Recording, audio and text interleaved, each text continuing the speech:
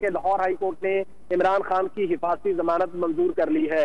Lahore high court نے عمران خان کی حفاظتی ضمانت جو ہے وہ منظور کر لی ہے۔ جسٹس علی باقر نجفی کی سربراہی میں اپنے ناظرین کو یہاں پر بتائیں کہ لاہور ہائی کورٹ نے تحریک انصاف کے چیئرمین عمران خان کی حفاظتی ضمانت منظور کر لی ہے۔ اسی حفاظتی ضمانت کے لیے عمران خان کو عدالت بلایا جا رہا تھا، ان پرسن پیش ہونے کا کہا جا رہا تھا۔ تحریک انصاف کے چیئرمین عمران خان اب جبکہ کمرہ عدالت میں موجود ہیں اور ہائی کورٹ کی 2 رکنی بینچ نے حفاظتی ضمانت پر کارروائی کا آغاز کیا اور اب حفاظتی ضمانت تحریک انصاف کے چیئرمین عمران خان کی منظور کر لی گئی ہے۔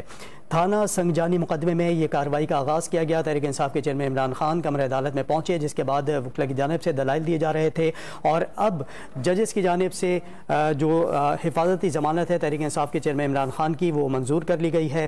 حفاظتی ضمانت کی درخواست دائر کی گئی تھی اور اس پر یہ کارروائی کا آغاز ہوا۔ ججز کی جانب سے بارہا یہ کہا گیا تھا کہ تحریک انصاف کے چیئرمین عمران خان کمرہ عدالت میں خود پیش ہوں، ججز کے سامنے پیش ہوں اور ان پرسن پیش ہونے کے بعد تحریک انصاف کے چیئرمین جب کمرہ عدالت میں پیش ہوئے تو جج صاحبان بیٹھے اور کارروائی کا جب آغاز ہوا تو وکلا کی جانب سے دلائل دیے گئے۔ اب خبر یہ سامنے آئی ہے کہ ہائی کورٹ کے 2 رکنی بینچ نے تحریک انصاف کے چیئرمین عمران خان کی حفاظتی ضمانت منظور کر لی ہے۔ تحریک انصاف کے چیئرمین عمران خان کی حفاظتی ضمانت منظور کر لی گئی ہے۔